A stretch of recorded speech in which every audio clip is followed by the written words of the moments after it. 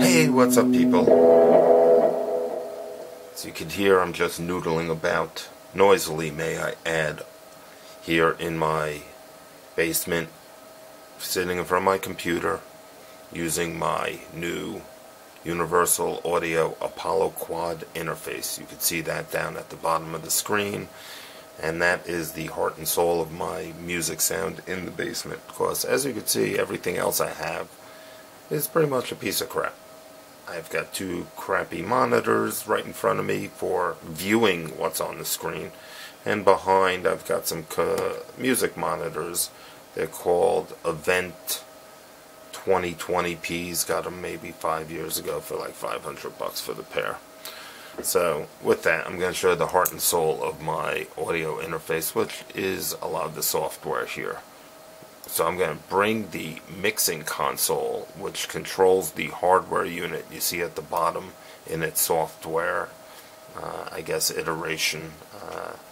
And the first thing we're going to see is that at the bottom,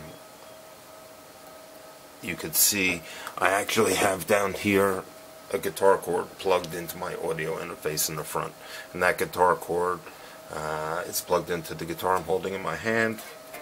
You could hear me play it when I turn the volume up. And it moves the meters, as you can see on that mixing board, and all over the unit. So the first thing I have I have a preamp here, which is controllable by this knob down here on the unit. And so if I turn that turns up the initial gain in the guitar or down, and it correspondingly moves the hardware unit also. Very interestingly enough. So then we have ways to control it. It's set to an automatic high Z, which means I plug the guitar directly into it, as opposed to having a line level input such as a keyboard or a microphone using its built-in preamp. Then you have things like high pass filters, phantom power, things like that. You can put a pad onto it, and you can also phase reverse it, and there's a line mic selector. Then the beautiful thing about the Apollo interface is the use of the plug-in, modeled plug-in. So the first thing I have here is a guitar amp, which is right there, and that is pretty much the sound I'm getting out of my guitar. I'll turn it up. I have it turned on to a crunchy guitar here. As you can see, it's one of the plugins that they offer. I'm going to change the channels here to something a little cleaner. And you hear the sound of the clean amp. Unfortunately, it doesn't actually have a reverb, this amp. Something I like to play with. I like to play with the spring reverb. And fortunately for me, one of the plugins I happen to own is this Space Echo classic roll-in tape echo machine from God knows when. Never saw one in my life, but I use it now often. And primarily in this setup for its reverb. And you see here, it's got a reverb knob on it, and this unit had a spring reverb in it, and it sounds real good. So I'm going to turn it on, and you hear that's a lot of spring reverb I have going there. So I'm going to actually turn that down a little, and that sounds more like an amp. And you can hear, boy, it feels like an amp. The whole thing just feels natural in your hands, which I've never experienced through a computer setup before. So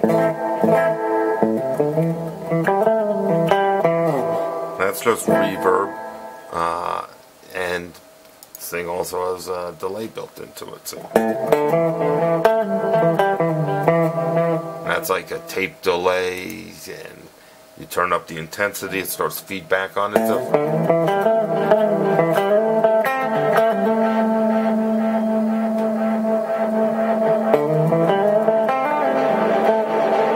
So that natural feedback you hear without zipper effects, you could control with these plugins so naturally as if it's a hardware unit. That's why it takes so much horsepower to give you that capability to be able to do that. So with that said, the way this all works is that when you want to record something, you use a bit of software. For me, my bit of software is Reaper. Phenomenal bit of software, by the way. It is to digital audio workstations. For me, what the universal audio interface is just works. It's great.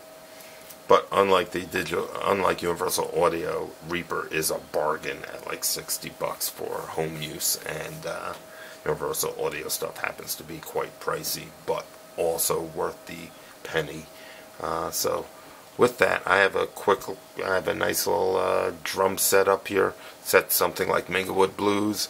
I'm going to just hit record, and let's see what I could do here for you.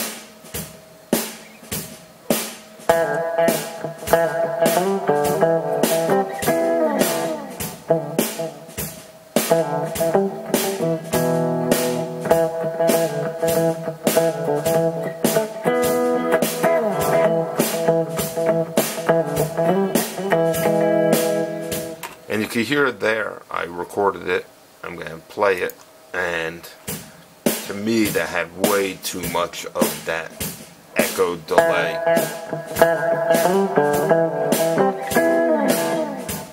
As well as not recording and playing it well.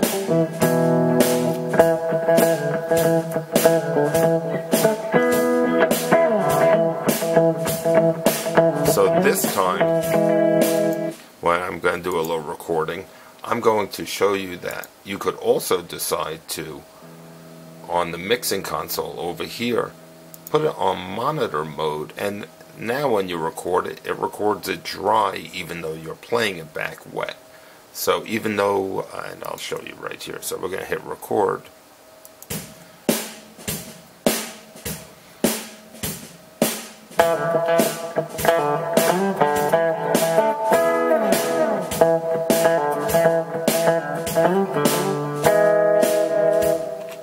And you heard there, I also recorded it with the delay on it, a lot of delay, but when we play back now, you'll hear this is just a dry signal.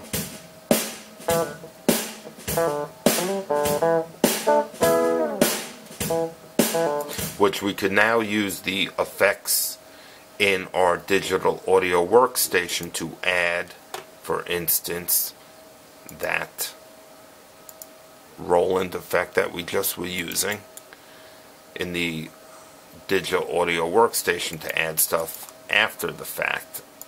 So it could be wet with delay. Let's see if we could get this showing you how that works. So on that same thing,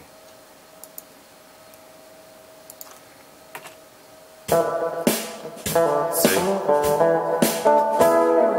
this is in the playback mode, even though it's recorded dry. I'm going to turn this off so you could hear it bypassed.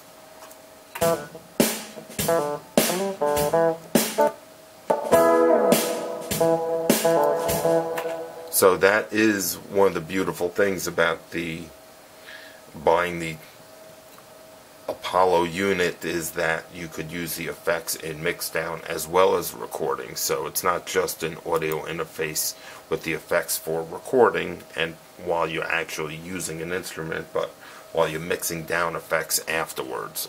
It's one of the real cool parts, and the ability to toggle between recording wet with the effects or recording dry and applying effects later on in the mixdown is one of the great parts of the interface. It does have limitations. You wish you could select that on a effect by effect basis, and you cannot. There are some workarounds on it, but it's not perfect. So you have things like that. So you can record wet and dry. You can record your bass, your voice, of course, and it's just a tremendous workflow. And the use of all these effects. And let me just show you some. For instance, on this recording channel, we had the guitar amp simulator. Something that is clean at this point with 4 channels selected. Pretty much sounds the same there on channel 2, but here I'm going to set it to a dirtier channel 4.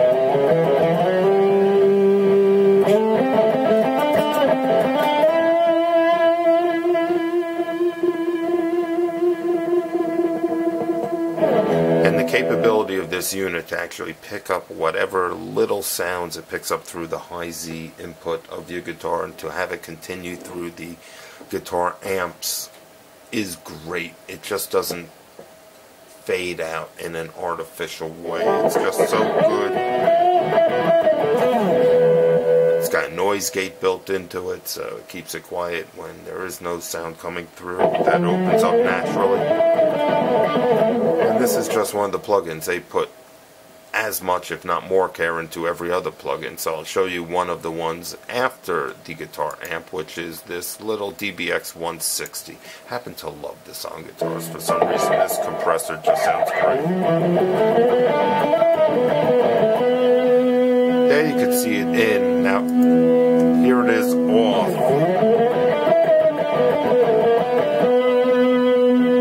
Plug it in.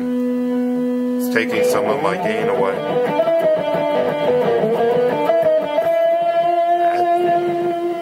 But it's giving me some nice sustain there. Let me get some of my volume back.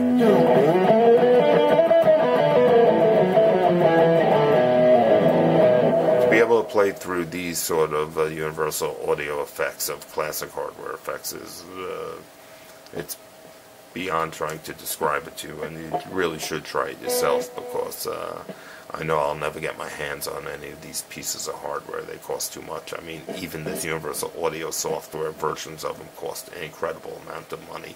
And in my terrible set of musicianship, is hardly worthwhile for me, but they're so good it's just hard to resist.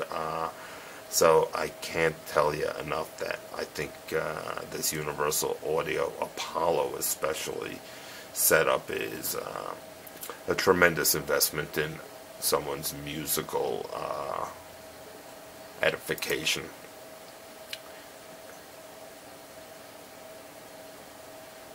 In addition, let's take off this DBX unit, and let me just show you some other things you could potentially put on. For instance, I'm going to remove that DBX unit and put in a chorus. They have a beautiful emulation of this rolling chorus. Days on old. Let's get a cleaner guitar sound here.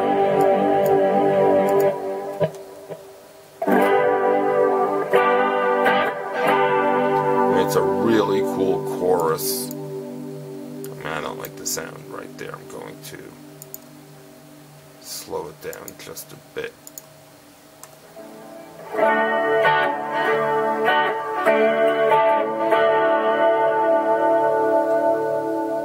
So, they have things like choruses as far as the effects.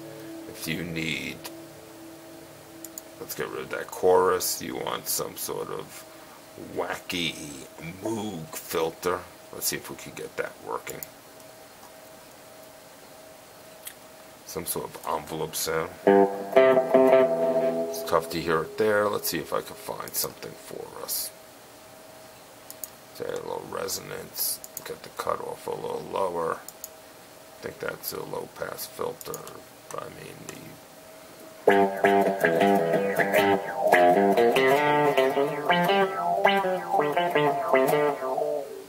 that's like some of the resonance of this Moog filter. It's craziness.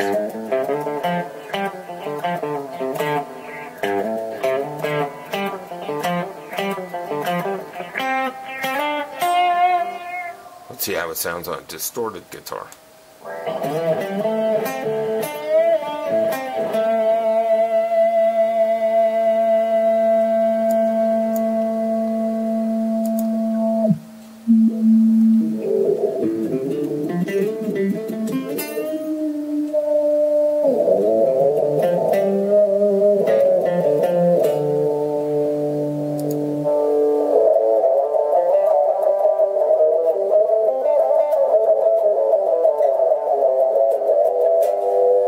Moog effect.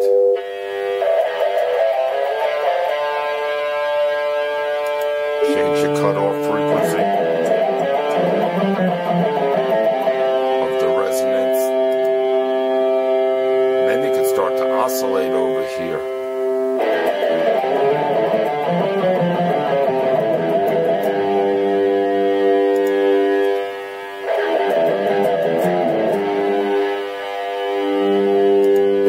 Oscillation.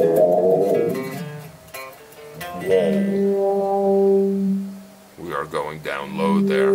So you set the mix not to full. Set the mix to 60% or so. Still get some of the original guitar in there, as well as some of the low. Turn it off.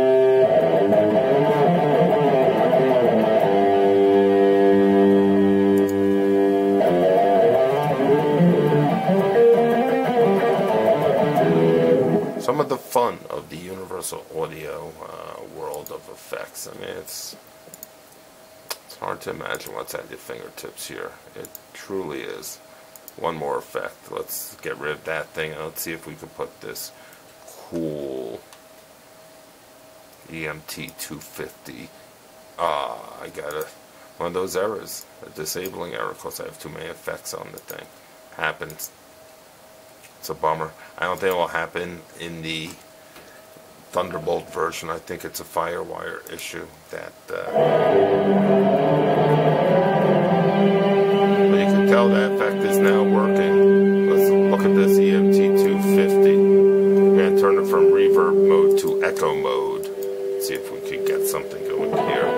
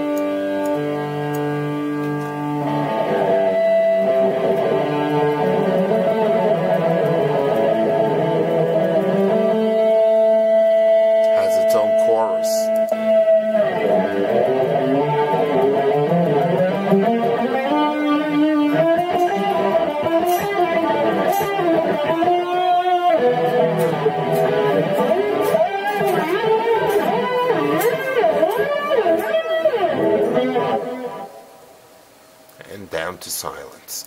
It's cool, it's quiet, it's hot, it's noisy.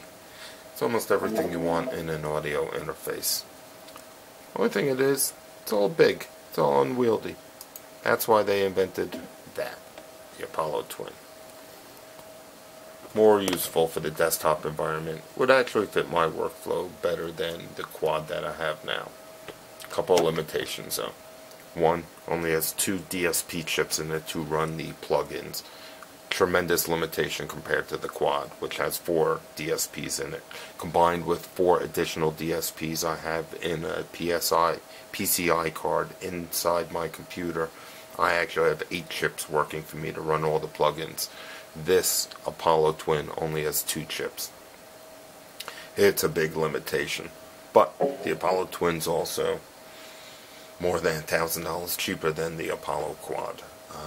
So you get the power of the plugins, the capabilities in your hands to use on a limited basis, on a limited budget, in a limited size. But it's all there for you. And for 80% of the time I would need a unit, the twin would be better for me than the quad. But for mixing a live band as well as mixing multiple tracks where you need lots of plugins, the twin will have limitations. But to get you into the universal audio world of plugins, the twin is a great approach, and I couldn't endorse it enough. So with that said, that was my quick little tour of how much fun it could be to have one of these audio interfaces, and like I say, think of the opportunities that are available for you when you have one.